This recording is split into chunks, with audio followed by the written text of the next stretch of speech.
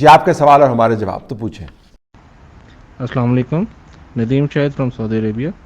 سر معذرت کے ساتھ ایک لفظ نانسنس کی وضاحت چاہوں گا، کیونکہ وزیر اعظم پاکستان کے اسپوک پرسن نے محمد مالک کے ایک پروگرام میں اس لفظ کا استعمال کیا. جب انہوں نے ان کو ٹوکا تو کہا کہ یہ لفظ نارمل ہے، کہا جا سکتا ہے. تو سر آپ تو شعبہ تعلیم سے بھی وابستہ ہیں، تو پلیز ذرا آپ اس کی وضاحت کریں گے.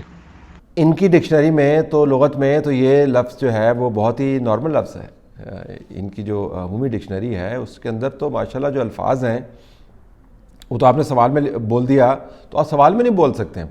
جس قسم کے یہ ٹویٹس جو کرتے ہیں اپنے ہی لوگوں کے بارے میں، جو ٹویٹس کرتے ہیں ان کو ہی اگر آپ اٹھا کے دیکھ لیں تو یہ تعلیمی معاملات کو ان کے بیانیے سے نہ جوڑا کر تعلیم اور تہذیبی معاملات جو ہیں یہ ان کے جو بیانیے ہیں وہ لاگو نہیں ہوتے جی اس کے اوپر. یہ بڑا مسئلہ ہے. جو چیزیں لاگو ہوتی ہیں ان کو ہم زیر بحث نہیں لا سکتے. تو بالکل وہ صحیح کہہ رہے ہیں، ان کے لیے نارمل لفظ ہے. اگرچہ عمومی طور پر آپ بہت غصے میں آئیں تو آپ کہہ رہے ہیں کہ کہہ سکتے ہیں انگریزی میں ذرا سیدھا جا کے سر پہ لگتا ہے لفظ. اور کبھی کبھار زبان کا جو ڈسپلن ہے، نظم جو ہے وہ ٹوٹ بھی جاتا ہے. آپ نے دیکھے جو بائیڈن سے جب سوال پوچھا فاکس نیوز کے بندے نے کہ جی گرانی جو ہے کیا آپ کے لیے سیاسی طور پر ایک بڑا بھاری وزن ہے، تو اس کے اوپر اس نے جواب دیا. پھر زیر لب اس نے پھر گالی بھی دے دی اس کو کہ کیسا احمقانہ سوال آپ نے کیا. تو اس کو نہیں کرنا چاہیے، بد تہذیبی ہوتی ہے. لیکن جب آپ اپنے محاورے کو ہی ان الفاظ سے بنا لیتے ہیں تو پھر وہ اور لیول ہے بدتمیزی کا. تو انہوں نے صحیح کہا، ان کی لغت میں تو یہ بڑا نارمل سا لفظ ہے. السلام علیکم طاہر صاحب، کیا حال ہے؟ ٹھیک ٹھاک ہے سر. سوال یہ تھا کہ جتنا اسٹیبلشمنٹ اب کھل کے سامنے آ گئی ہے اس حکومت کے ساتھ، اس حکومت کے پیچھے، اس حکومت کے آگے، اوپر نیچے، تو صاف نظر آ رہا ہے سیاستدان بھی مایوس ہیں، وہ بھی کچھ نہیں کر سک رہے، میڈیا بھی اس طرح نہیں ہے. وہ آپ کے تجزیوں میں بھی یہی نظر آ رہا ہے کہ جیسے وہ مطلب ہر طرف بے بسی نظر آ رہی ہے کہ کوئی کچھ نہیں کر سکتا، نہ کچھ ہوگا اور نہ کچھ ہونے والا ہے. مجھے تو بے بس نظر آ رہے ہیں، میڈیا بھی، سیاستدان بھی، سب بھی. جب سے اسٹیبلشمنٹ اتنا کھل کے وہ سامنے آ گئی ہے، کوئی امید نظر آ رہی ہے؟ اگر آپ کو نظر آ رہی ہے، ویسے آپ کے تبصروں میں بھی آج کل کم ہی امید نظر آ رہی ہے. آپ کا تبصرہ درکار ہے. شکریہ. جی میرے تبصرے جو ہے نا حقائق پر مبنی ہوتے ہیں. جب سیاسی طور پر کہیں پر آپ کو موقع ملے، نظر آئے معلوماتی طور پر، تو آپ اس کے اوپر فوکس کریں گے، آپ امید دلائیں گے. میں بالکل نا امیدی نہیں پھیلانا چاہتا، نہ ہی میں پھیلاتا ہوں. بدترین مشکل معاشی حالات کے اندر بھی ہم نے ہمیشہ یہی کہا ہے کہ لوگ جمہوری انداز سے اپنے مطالبات سامنے لائیں. تو میں تو اس بات پر اصرار کرتا ہوں کہ امید ہر جگہ پر موجود ہوتی ہے. پاکستان میں بھی امید موجود ہے، لیکن فی الحال جو حالات بن رہے ہیں اس کے اندر اس کو ہم کہتے ہیں کلاسک سٹیل میٹ. یعنی آپ کو ہر طرف سے ایسی صورتحال نظر آ رہی ہے جس کے اندر سے کوئی راہ نکلتی دکھائی نہ دے رہی ہو. اس سے مایوسی کا عنصر جب وہ غالب آ جاتا ہے، اس میں کوئی شک نہیں. اسٹیبلشمنٹ کھول کے سامنے آ گئی ہے، تو اسٹیبلشمنٹ کھول کر سامنے کب نہیں آئی تھی؟ سوال تو آپ سے یہ ہے کہ اب تو نہیں کھول کے سامنے آئی نا، تو شروع دن سے کھول کے سامنے تھی. صرف یہ تھا کہ اس وقت لوگوں کو روکا ہوتا تھا کہ جی کہ اس حکومت کے اوپر تنقید نہ کریں. اور آپ کو سن کے حیرانی ہوگی کہ بہت ساری سنسرشپ جو تھی اسٹیبلشمنٹ کی طرف سے، وہ اس معاملے پر نہیں تھی کہ ان کے بارے میں بات نہ کریں، وہ اس معاملے پر ہوتی تھی کہ عمران خان کو تنقید کا نشانہ نہ بنائے. اب وہ انہوں نے ہاتھ جو ہٹا لی ہے، لیکن ہمیشہ سے کھل کے سامنے تھے جی، اس میں چھپے تو کبھی بھی نہیں تھے. طلعت بھائی، میرا کوشچن یہ ہے کہ جب بھی ریٹائرمنٹ کا سال آتا ہے تو یہ کیوں بحث شروع کرا دی جاتی ہے اپنے کنٹرول میڈیا کے ذریعے، پپٹ اینکرز کے ذریعے، صحافیوں کے ذریعے، کہ پاکستان میں ایکسٹینشن کے علاوہ اس سے بڑا کوئی مسئلہ ہی نہیں ہے، ایکسٹینشن نہ ہوئی تو پاکستان خدا نہ خواستہ تباہ ہو جائے گا. کیوں ہمیں گریسفلی ریٹائر ہونے کا کلچر نہیں ہے؟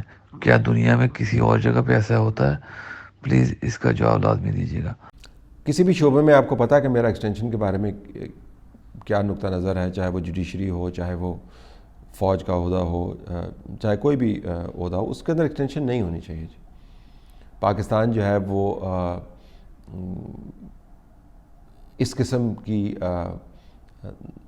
عہدوں میں جو طوالت ہے اس کا متحمل نہیں ہو سکتا. اس کی وجہ بنیادی ہے کہ ویسے انسٹیٹیوشنل بیس جو ہے اس کے بارے میں لوگ جو ہیں خام خواہ تنازع کھڑا کرتے ہیں.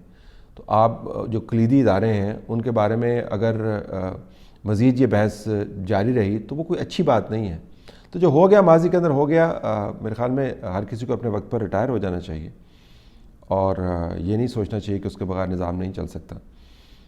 تو میں تو بالکل واضح ہوں. اب کیوں نہیں ہے کلچر؟ کیونکہ نہیں رکھا ہم نے جی کلچر. ہر کسی کا خیال ہوتا ہے کہ اس کے بغیر جو ہے وہ کائنات نہیں چل سکتی. چلتی رہتی ہے کائنات، کبھی نہ کبھی تو ریٹائر ہونا ہی ہے نا جی. سید طالب صاحب، سوال میں نے یہ کرنا تھا کہ ایک تو جب جوڈیشری پہ یا اسٹیبلشمنٹ کی بات ہوتی ہے تو یہ مین سٹریم میڈیا جو ہے یہ بالکل گنگا بہرا ہو جاتا ہے. یوٹیوب پہ یا کچھ صحافی جو ہیں وہ کچھ تھوڑا بہت بولتے ہیں، باقی کیونکہ آپ مین سٹریم میڈیا میں بہت عرصہ آپ نے کام کیا تو میں اس پہ صرف پلیز آپ کا تجزیہ چاہتا ہوں. جی ہاں بالکل ہے. مین سٹریم پر میں نے کام کیا ہے، سنسرشپ بھی بھگتی ہے اور کوشش ہم نے جاری رکھنی ہے جی کہ کسی نہ کسی طریقے سے ہم اپنا کام کرتے رہیں. لیکن بنیادی طور پر آپ کے اوپر قدغن بہت زیادہ ہے. مالکان جو ہیں ان کا فائنینشیل انٹرسٹ بہت زیادہ ہیں. جو کچھ تھوڑا سا کام کرنا چاہتے ہیں ان کا ہاتھ روک دیے جاتے ہیں. لیکن پھر بھی آپ نے کمال یہ دیکھا ہے کہ صرف مین سٹریم میڈیا پر سے اگر آپ آوازیں ہٹانے لگ جائیں یا کم کرنے لگ جائیں یا ان کا والیوم جو ہے وہ بالکل محدود کر دیں تو اس سے مطلب یہ نہیں ہے کہ حالات بہتر ہو جائیں گے یا بحث نہیں ہوتی. لوگوں کا شعور جو ہے وہ منجمد نہیں ہو جاتا. وہ شعور کسی حرکت میں تبدیل ہوتا ہے نہیں ہوتا ہے ایک علیحدہ بات ہے، لیکن شعوری طور پر یہ قوم جو ہے وہ کافی اونچے معیار پر ہے. سیاسی سمجھ بوجھ جن کی بہت اچھی ہے. بہت بڑی تعداد کو ہم نے جانتے بوجھتے ہوئے ایک معلوماتی جہالت میں مبتلا رکھا ہے اور ان کو رکھ رہے ہیں، ان کو گمراہ کرتے رہتے ہیں. اور وسائل کی وجہ سے، معاش کی مارا ماری کی وجہ سے وہ شاید گمراہ ہو بھی جاتے ہیں، لیکن جو کور ہے پاکستان کا، سوچنے والا طبقہ ہے، اس کا شعور نیکسٹ لیول کے اوپر ہے. تو سنسرشپ آپ لگاتے رہیں، تھوڑا بولیں، جب تک آوازیں آپ کو آ رہی ہیں وہی کافی ہے اور لوگ اب خود بھی سمجھتے ہیں. طلعت صاحب، ڈاکٹر اظفر بات کر رہا ہوں. میں یہ ٹرانسپیرنسی انٹرنیشنل کی حالیہ رپورٹ کے حوالے سے بات کرنا چاہ رہا ہوں. یہ رپورٹ کسی طور بھی باعث حیرت نہیں ہے کیونکہ ہم روزمرہ معاملات میں دیکھ رہے ہیں ڈاکٹرز کے تقرر اور تبادلے پر بھی لاکھوں روپے کی رشوت مانگی جا رہی ہے. پہلی دفعہ ہوا ہے. پنجاب کی پبلک سیکٹر یونیورسٹیز کے گریجویٹ ڈاکٹر بے روزگار پھر رہے ہیں. درد چہارم سے لے کر 16ویں 17ویں اسکیل کی نوکری تک کے لیے جو ہے نا رشوت کے ریٹ مقرر ہوئے ہوئے ہیں. اب کسی بھی اسامی پر اپلیکیشن جنہوں نے دے رکھی ہے ان درخواست گزاروں کو گھر بیٹھے فون آ رہے ہیں کہ آپ کتنے پیسے افورڈ کر سکتے ہیں سیٹ کے لیے، آپ کی درخواست آئی ہوئی ہے. تو یہ تو حالات ہیں. تو میں پوچھنا چاہتا ہوں کہ یہ جو مقتدر حلقے ہیں وہ کب تک اس تباہی اور سونامی کو سپورٹ کرتے رہیں گے اور عوام کا استحصال ہوتا رہے گا، اور سول سوسائٹی کہاں ہے اس سارے معاملے میں؟ شکریہ. آپ نے جس طرف اشارہ کیا جی، میرے پاس معلومات نہیں ہے، مجھے نہیں پتا کہ واقعتاً پبلک سیکٹر یونیورسٹیز کے اندر یہ ہو رہا ہے یا نہیں ہو رہا.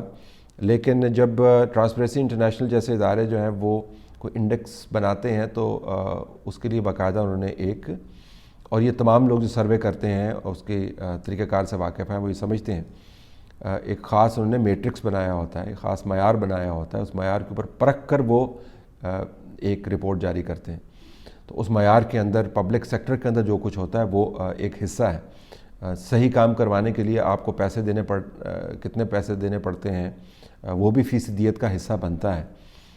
تو اور بہت سارے جو لوگ ہیں جن کے معاش کے حقوق جو ہے وائلیٹ ہو رہے ہیں اس وجہ سے کرپشن ہے، وہ بھی اس میٹرکس کا حصہ بنتا ہے. تو بڑی مفصل قسم کی میٹرکس ہے.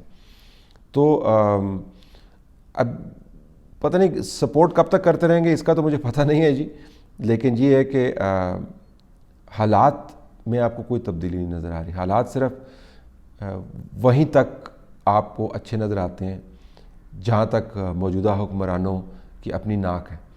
وہ ناک سے آگے دیکھ نہیں رہے ہیں. ان کا خیال ہے کہ ناک کے سامنے جو ان کو نظر آ رہا ہے, ناک کے سامنے جو لوگ بیٹھے ہیں ان کو ہر وقت یہ بتاتے رہے وہ سر جی بالکل ٹھیک ہے, اور یہ جی دیکھیں آپ چھا گئے ہیں, آپ نے کیا بیان دیا ہے, کمال کر دیا جناب آپ نے. یہ ناک کے گرد جو لوگ بیٹھے ہیں وہ ان کو بتا رہے ہیں. یہ گمراہ کن قسم کی حماقت ہے جو ملک میں اس وقت آپ کو پالیسی کے حوالے سے رائج ہوئی نظر آتی. جب تک یہ رائج رہے گی حالات تبدیل نہیں ہوں گے. طلعت صاحب, پشاور میں بادشاہ خان کی جو سالانہ برسی تھی اس کے مناسبت سے جو ایک سیمینار تھا اس میں آپ کو بھی خطاب کرنا بھی تھا اور آنا بھی تھا, آپ نے شرکت کیوں نہیں کی؟ دوسرا, بادشاہ خان کی نظریات اور تصورات کو آپ کس نظر سے دیکھتے ہیں؟ اور عموماً پنجابی بھائیوں میں بادشاہ خان کا تصور کیا ہے؟ جی بالکل, میں نے وہاں پہ آنا تھا. میں عموماً اپنے ذاتی معاملات جب تک وہ بہت کسی بڑے مسئلے میں تبدیل نہ ہو جائے آپ کے سامنے نہیں رکھتا. مجھے اور گھر کے چند ممبران کو اصل میں ایک سیکنڈ باؤٹ ہوا ہے مائلڈ کرونا کا, اور اسی وجہ سے 7-8 دن جو ہے میری ایکٹیویٹیز تمام کی تمام محدود رہیں. وہ میں نے ٹویٹ وغیرہ نہیں کیا کیونکہ اس میں کوئی بہت زیادہ خطرے کی علامت نہیں تھی. کچھ جسم میں درد تھا, کوئی سر میں درد تھا, کچھ گلا خراب ہوتا تھا, اور اس کے بعد جو کیسٹرو کے ایشوز تھے وہ تھے, بریدنگ کے ایشوز نہیں تھے. تو وہ اکراس دا بورڈ تھا. تو میں نے جو منتظمین تھے ان کی طرف سے مجھے جو خط آیا تھا میں نے ان کو بتا دیا تھا کہ وہ اس وجہ سے میں نہیں آ پاؤں گا.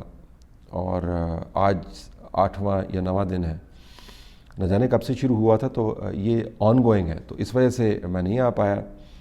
دیکھیں جی نظریات کیا ہیں, میں پنجابی پشتون بھائیوں کی بات نہیں کروں گا, میں پاکستانی بھائیوں کی بات کروں. اور یہاں پر آ کے میرے جو عوامی نیشنل پارٹی کے جو دوست ہیں ان کے ساتھ ذرا بحث کسی اور طرف چل جاتی ہے. لیکن بادشاہ خان کے بارے میں آپ کو بتاؤں, جو ان کا امن کا تصور ہے, دوستی, بھائی چارہ اور میوچل کو ایگزسٹنس کا, اگر ہم اس کو لاگو کرنا شروع کر دیں ہمارے بہت سارے مسائل حل ہو جائیں گے. اور آج کل کے زمانے میں تو باقاعدہ بڑے بڑے تحقیقاتی اداروں نے کو ایگزسٹنس کو, ٹالرنس کو, ڈائیورسٹی کو برداشت کرنے کا جو صفت ہے اس کے اوپر باقاعدہ تحقیق کرنی شروع کی ہے. تو بہت ساری ایسی باتیں جو ہمیں اب سمجھ آ رہی ہیں وہ اس وقت ان کے نظریات کا حصہ تھی. تو میں اس وجہ سے ان کو بہت اہمیت دیتا ہوں. سیاسی اختلافات اپنی جگہ پر, تاریخی اختلافات اپنی جگہ پر. تو میں تو اسلام آباد میں بیٹھ کے آپ کو بتا سکتا ہوں کہ میرے نزدیک وہ اپنے نظریات کے کس زاویے سے میرے خیال میں بہت بڑے لیڈر تھے. میں ضرور وہاں پر ہوتا اگر یہ صحت کا معاملہ نہ ہوتا.